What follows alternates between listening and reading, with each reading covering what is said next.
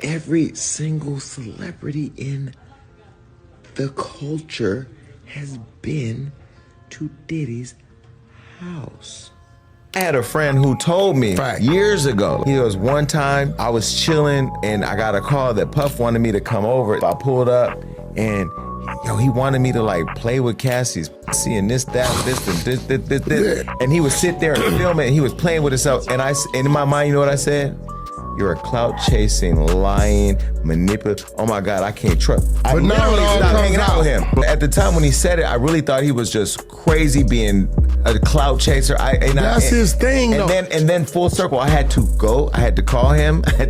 I went back to New York for something. I pulled up on him and I said, I'm sorry. Girl, it looks like Jason Lee and DaBaby might be regretting their decision to spill the tea about what went down at Diddy's parties, as inside sources are saying they've gone into hiding after getting threats from unidentified people, warning them not to cooperate with the feds on the Diddy case. But then word on the street is that those threats might be coming from someone close to Beyoncé, since the feds are trying to get Jason and DaBaby to testify against her. For those that might not have clocked onto this tea, grab a seat and let me fill you in. So Diddy was arrested at a New York hotel and is currently behind bars at Brooklyn's Metropolitan Detention Center after being indicted by a grand jury on charges of racketeering conspiracy, sex trafficking by force, fraud, coercion, and transporting individuals for prostitution. While the feds have successfully built a case against Diddy, inside sources reported that they are investigating a lot of celebrities and their ties to Diddy. One of them being Beyoncé. Now, in the last couple of days, a lot of celebrities have talked about what went down at Diddy parties,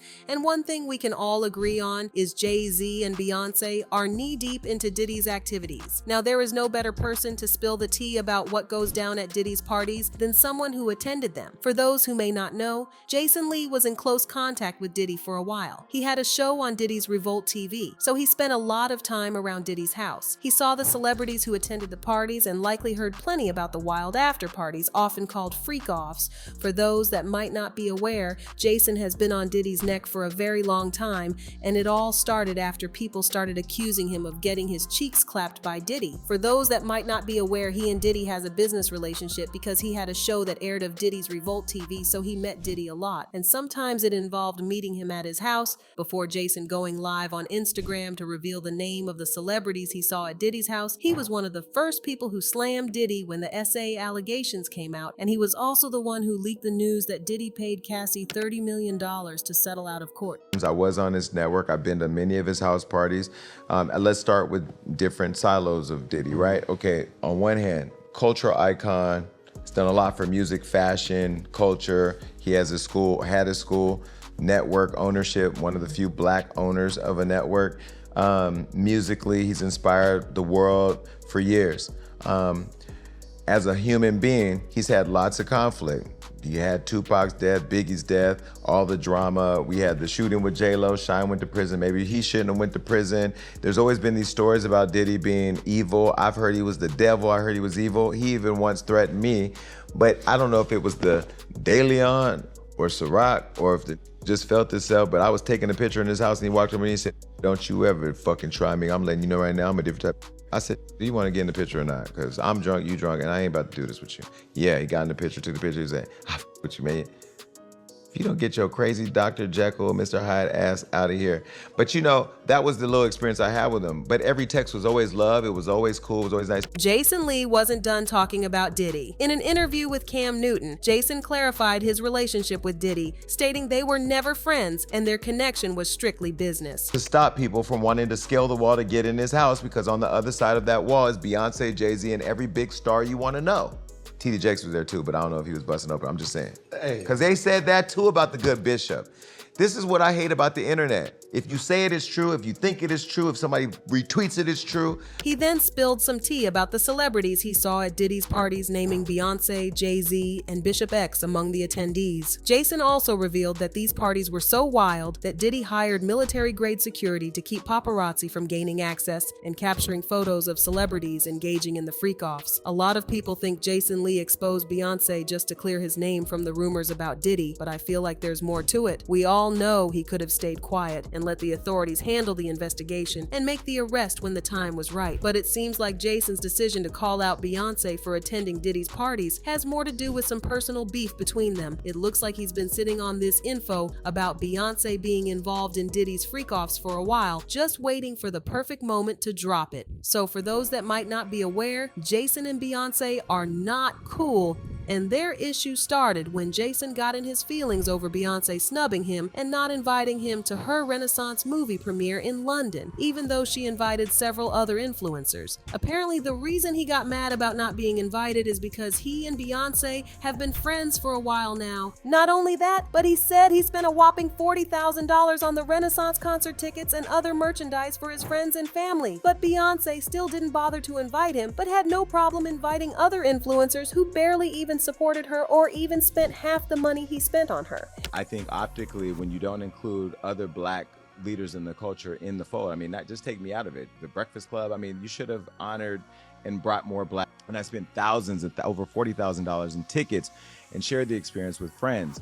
And I've done a lot, and I'm not even gonna say it here because if I did, this internet, Beyonce's good internet, would go crazy. Now this is where things get even messier, because after he went on his little rant, he actually told the guests on his show a little bit about the info he had on Beyoncé, and they were gagging the jaws off. He then goes on to blackmail Beyoncé by telling her that he will only keep what he knows to himself if she succeeds in convincing Kelly Rowland to have an interview with him. I'm gonna tell them while Johnny puts a beep over this part of the show, so you'll never know what it is, but I want you to see their reactions.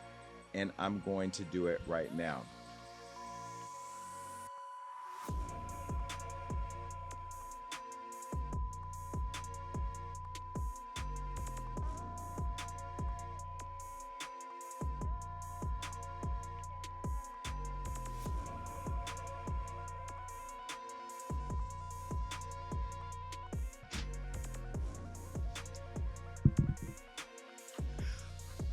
Ooh. And that's where I go back to, like, we're friends in the game. We support each other. We help each other out. Can you imagine had I put that on Hollywood Unlocked? Oh, there was one more thing. Beat this, Johnny.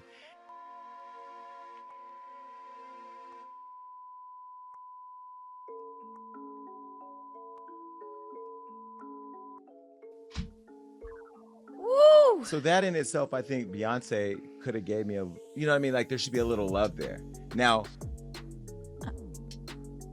maybe she doesn't know. Beyonce doesn't know. Yeah, I don't think Beyonce. And they're not going to share that with her. Yvette knows. I got the receipts. I still have the receipts. Yvette know I got the receipts. I got them. Now if I get that message to Beyonce, yes, I could get it to be. Oh, I'm connected. I could get the message to Beyonce. She needs to know. And I think people like her publicist, who I love, and I'm just being critical. That's just what I do. You know that, Yvette. We're trying to book Kelly Rowland right now. Now, if I don't get Kelly Rowland because I say this about, then it's gonna be a problem. Then I'm putting out receipts. The receipts I just told you about, then I'll put those out. The fires that will come of that. I ain't worried. I ain't going nowhere. I'm telling you right now, I'm not playing this industry. However, Jason Lee wasn't the only one who knew Beyoncé attended Diddy's parties, cause y'all know the freak-offs happen after the main parties. In an interview on Shannon Sharp's club Shay Shay, DaBaby revealed that Diddy took a special liking to him and invited him to one of his parties at his LA home, where Jay-Z and Beyoncé were also in attendance. DaBaby went on to spill some tea, saying that Diddy asked most of the guests to leave later in the evening, leaving behind only about 15 people among them, Jay-Z and Beyoncé. I was at a party at Diddy crib in LA. This was the beginning of 2020. You know what I mean? Diddy had put everybody else out the crib, like the influx of people, he had put them out. But he had took a liking to me in particular around the time, man. It was really, you know what I mean, like putting his arm around me. Right. So he had put majority of the people out, but he allowed me to stay in there.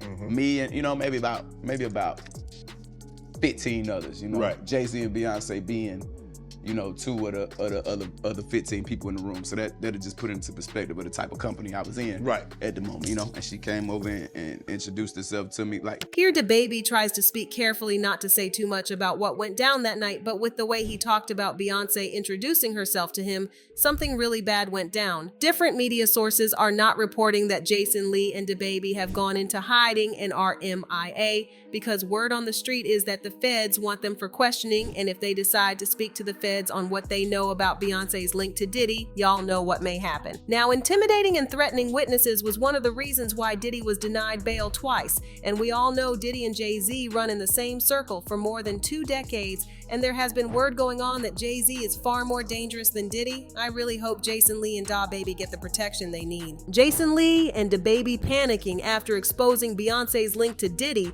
had fans talking, and they left comments saying, "I'm sorry, but Beyoncé is not innocent. She has known what is going on. Oprah, Ellen, Jay-Z, and many others need to fall with him. They're not saying anything about child sex trafficking, and yes, that's also a charge. Beyoncé is complicit as well and should be held accountable right along with Jay's. She ran faster than the Roadrunner knowing the gig was up." Jason Lee is full of it. He claims it's only a business relationship with Diddy, yet he all up in Diddy house. Claimed to know his kids really well and was at his parties. Come on, dude. It ain't just no business relationship. So, do you think Beyoncé was really part of Diddy's organized crime ring? Or do you think there's more to this story than what is reported? Let me know what you think in the comments, then check out this next video.